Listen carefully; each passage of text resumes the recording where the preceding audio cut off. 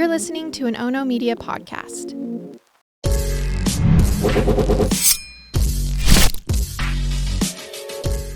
Good morning, and thanks for joining me for Rise in Crime, your morning caffeine hit all about crime. I'm Momma Julz, and today I have an update to a nearly 15-year-old cold case that, unfortunately, is still cold. But a mother has some peace, and a father is looking to be out of prison in just 8 months. This tragedy began in Michigan in 2002 when Tanya Zevers and John Skelton married, and they began their little family. And it happened quickly. First came Andrew, then Alexander, then Tanner, all 2 years apart.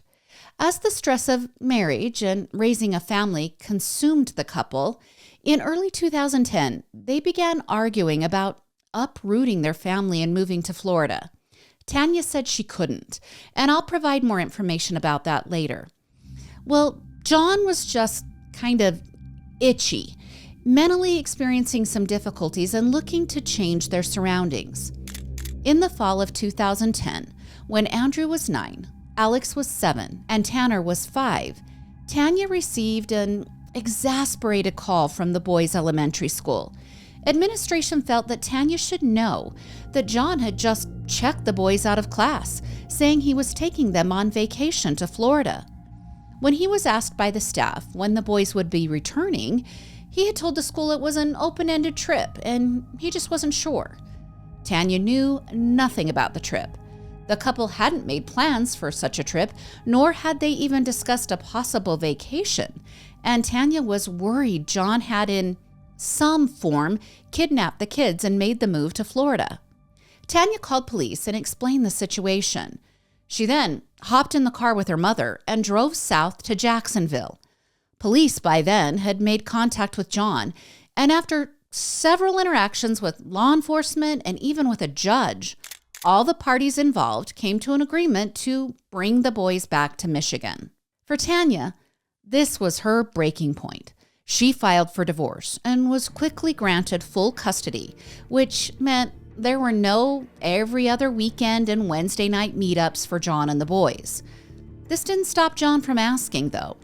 And 2 months after the unscheduled Florida vacation saga, John was asking for the boys to spend Thanksgiving with him.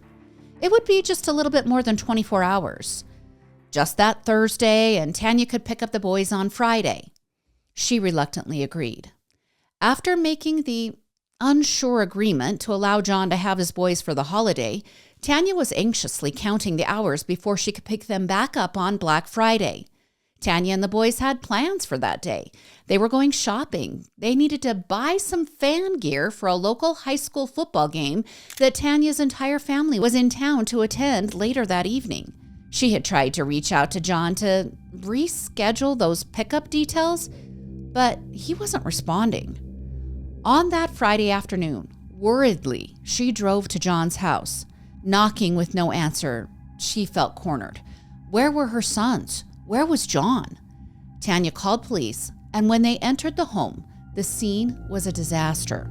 The mass destruction included a shredded mattress, like Freddy Krueger shredded, and there was an overturned china cabinet. Cords to all the appliances within the home were cut in half. Tanya described the scene by saying, if it could be broken, it was broken. If it could be cut, it was cut. Also found in the home was a noose attached to a second-story balcony. But the noose was made from very thin cord, and all the investigators believe that if it had been used, it wouldn't have been able to hold the weight of a human body. Well, police soon learned that John was in Fulton County, Ohio, in an emergency room. He was being treated for a broken ankle. He had told emergency room staff that he had attempted suicide earlier in the morning by tying a noose around his neck and hanging from the second-floor banister at his home. He said the rope broke and he fell, injuring his ankle. Police had no doubt that something horrible had happened within those walls and something horrible had happened to the boys. An Amber Alert was established for the brothers, and police worked to get John's cell phone records. Back at the hospital, John was placed under a psychiatric hold. And this was a good solution, as investigators were trying to find the boys. They've got John, the last person to have allegedly seen the boys, detained and able to answer questions. But it wasn't helping. John just kept changing his story. At first, he had said the boys were just playing at a friend's house and that the friends would be dropping the boys off soon at his home. Well, when that clearly wasn't the case, he changed his story, saying he had given them to a woman named Joanne Taylor. John said he had just met Joanne that Thanksgiving holiday and that she had agreed to care for his sons. There's a problem here. Joanne Taylor didn't exist. Police couldn't find that woman anywhere. In fact, an email address that John had created, pretending to be Joanne Taylor, was all that they could find. It gets even more weird. Police started to believe that Joanne Taylor was a fictitious woman that John had created in order to communicate with his ex-wife on social media. And then the story changed again. This time, the kids were with an underground organization and they were safe and healthy. John ran with this story for a while. He said that a writer and documentarian that was formerly in the Amish community, who went by the name Mose or Mose Gingrich, well, Mose apparently knew where the boys were.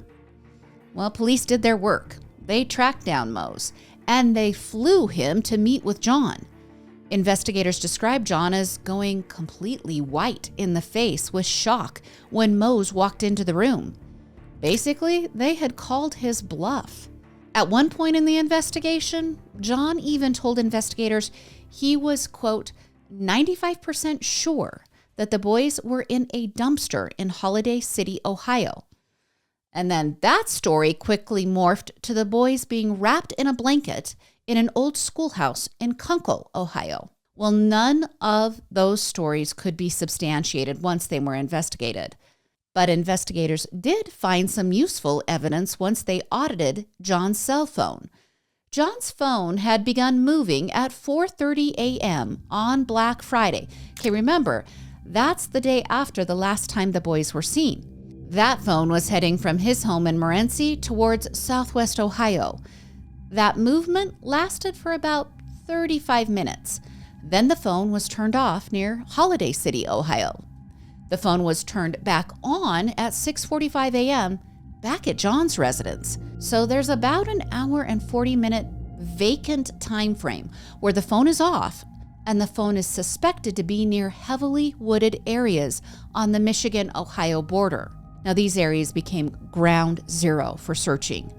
A local school district offered up buses to transport volunteers to search the area. Day after day in late November and early December of 2010, searches were conducted. All were unsuccessful. Also discovered on John's phone were some damning internet searches that occurred in the weeks just prior to the boys going missing. Someone on John's phone searched the phrase, "how to break a neck." Someone also searched for information about potassium cyanide and rat poison. During the ground searches and during the forensic audit on the phone, John is receiving inpatient mental health treatment, and police believed he had harmed his children. But all they could charge him with is 3 counts of unlawful imprisonment of his sons. Well, finally, in 2011, John pled no contest to those 3 charges, and he was sentenced to prison for 10 to 15 years in the Bellamy Creek Correctional Facility in Michigan. John was denied parole in 2020 and in 2022.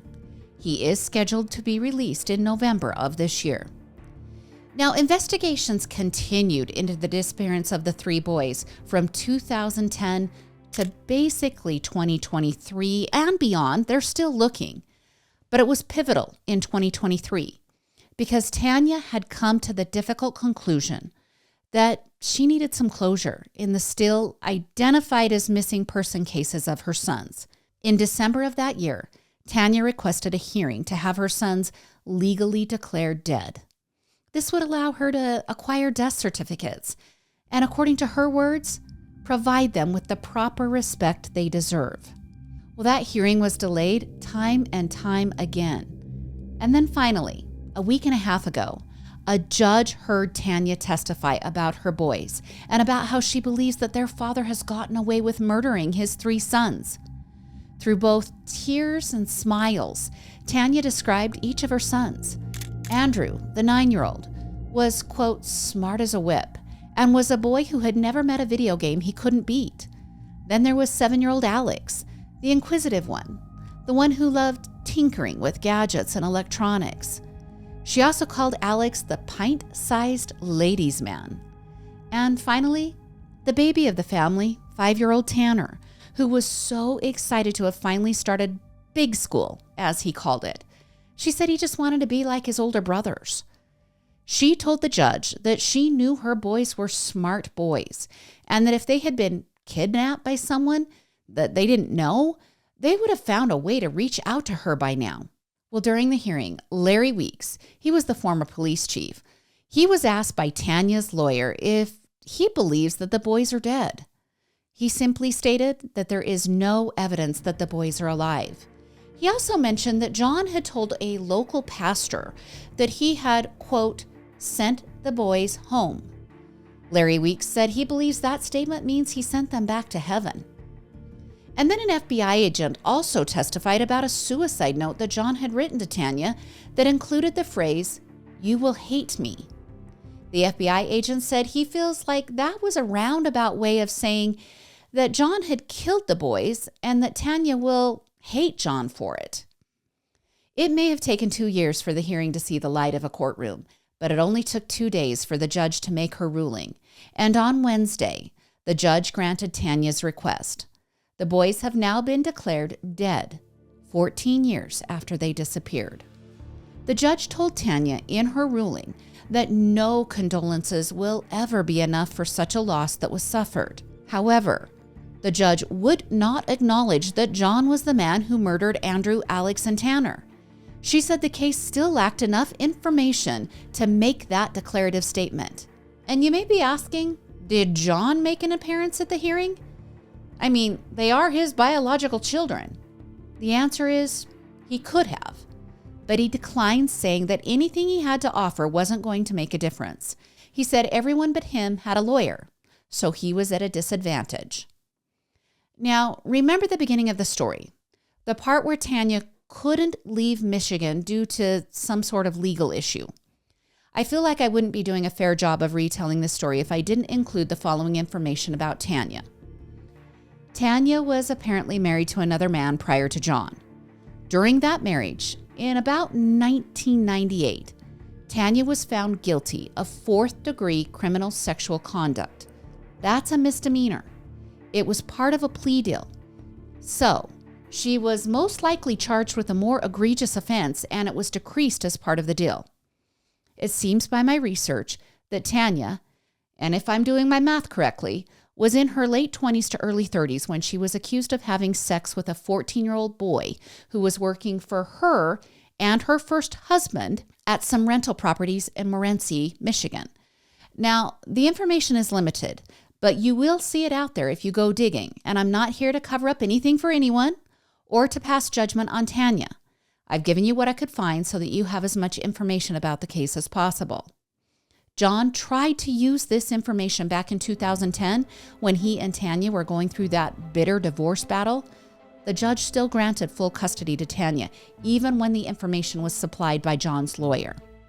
Tanya had previously stated that her children always came first. She said her dream job was to be a mother and that it was the greatest job in the world.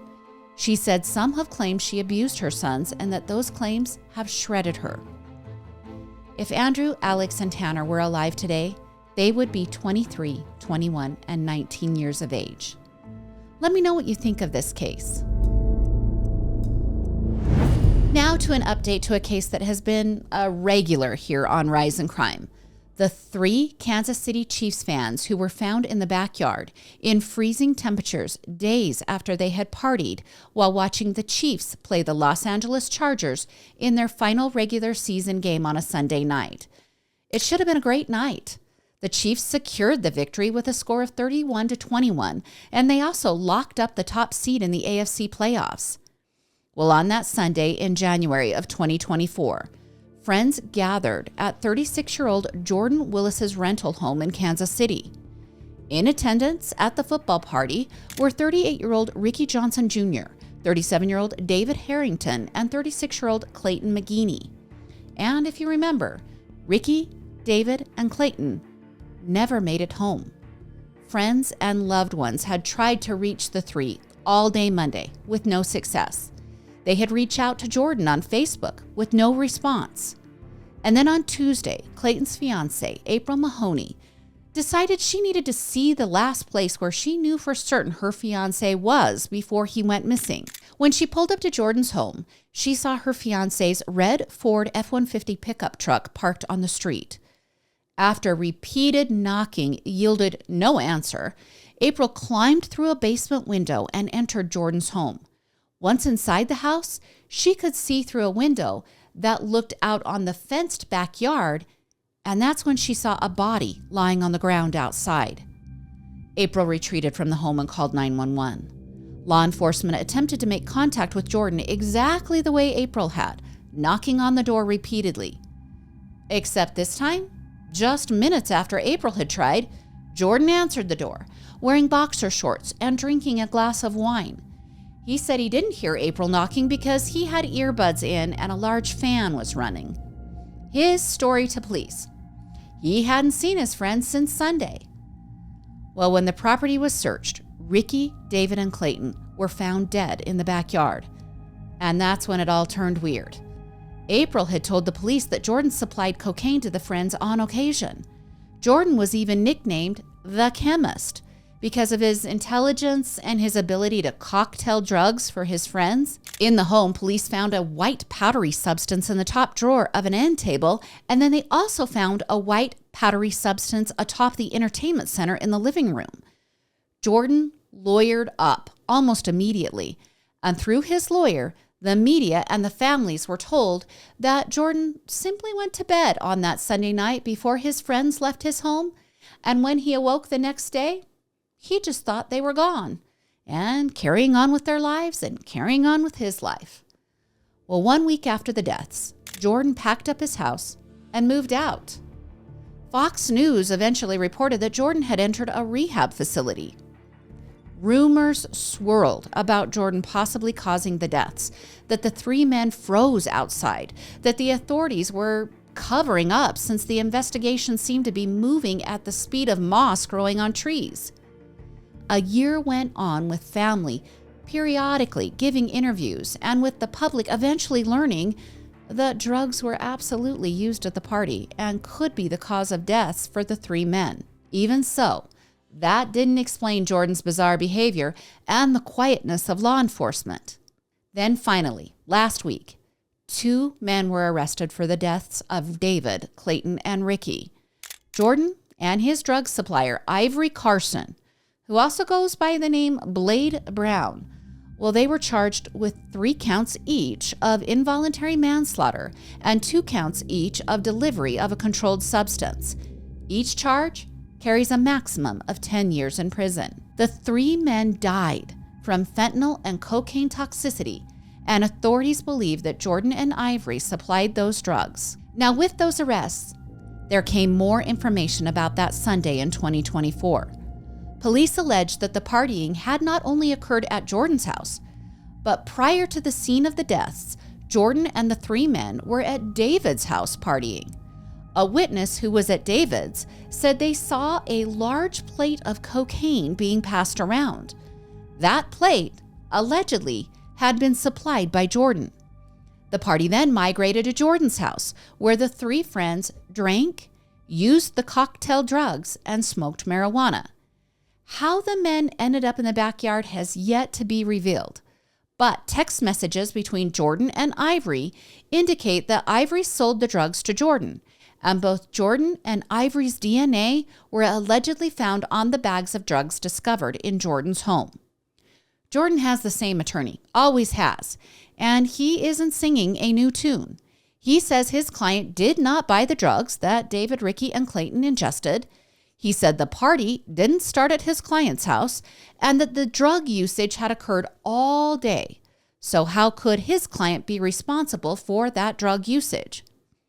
In his statement, he said that the last year has been very, very long for Jordan, that he has lost friends, he's lost his home, and he has lost his job, and that the public from day one has been pointing at Jordan as someone who essentially killed the 3 men, and that nothing could be further from the truth.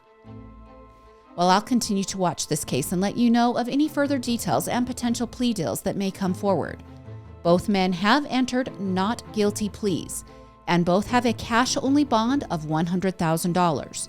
They will be back in front of a judge this week. Now, really quick, I have had requests from people to give updates to the 2 Idaho cases. And when I say quick, these are just hot takes. First, the Dateline episode with Lori Daybell being interviewed by Keith Morrison. All right, Lori is wackadoodle, said with zero judgment. That's my hot take. This girl does not operate with a full deck. If you want to see her verbal abrasiveness with Keith, just go watch the episode. And if you know a lot about the case, it's probably not going to be that interesting as far as new details go. There really is no bombshell here. In the episode, you find out that she thinks Tammy loves her and they have been friends for eternity. She thinks her and Chad will be together on this earth outside of prison, meaning she expects both of them to either be exonerated or maybe for Christ to come and expel them from prison. I don't know how she thinks it's going to happen, but she believes they live on this earth past prison. She also said she thinks the facts have been misconstrued about her and Chad's story. Oh, okay, wait. There is one new nugget I just remembered. She says the rings she bought on Amazon, prior to Tammy's death, well, she claims they weren't for her and Chad. They were for Zulema and Alex, and that her and Chad just borrowed them for the wedding in Hawaii. Okay, my last hot take here. My heart just breaks for Colby. What a horrible hand that kid was dealt.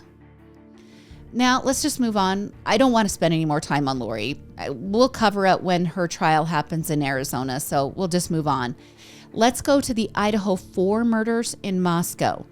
And I have no disrespect to Ethan, Xana, Maddie, and Kaylee. I just want you to know I'm not going to mention them much here because that's not part of the update. My quick take on the documents that were released late last week concerning the 911 call and the text messages exchanged between Bethany and Dylan. Those are the 2 surviving roommates from the killing spree that happened on King Road at the University of Idaho in November of 2022. Okay, the transcript of the 911 call was released. We could read a lot of emotion into this, and I usually would say that's a big mistake, but I can't read this transcript any other way. The dispatcher can't even get straight answers from the 3 people who take turns on the call. Bethany's phone seems to be transferred between, and this is my understanding, it's transferred between Hunter and a neighbor and maybe Bethany or maybe another person, but it seems 3 total people speak to the dispatcher. And during that time frame, no blood is ever mentioned. Only 1 victim is mentioned, and they're claimed to be unconscious. And it isn't until the very end of the call, when law enforcement, who are finally now on the scene, will you hear from a police officer that says that they most likely have a homicide here. And then the call disconnects. Okay, there's been a lot of speculation that's being formed around that specific statement.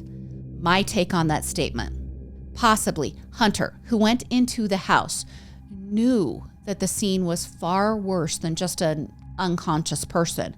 And when he talked to law enforcement privately when they arrived, law enforcement understood by what he was saying that it was a murderous crime scene and they needed to take action immediately. Okay, that's total speculation. One of the LEOs could have entered the house during the call. We don't know. And I'm just guessing here.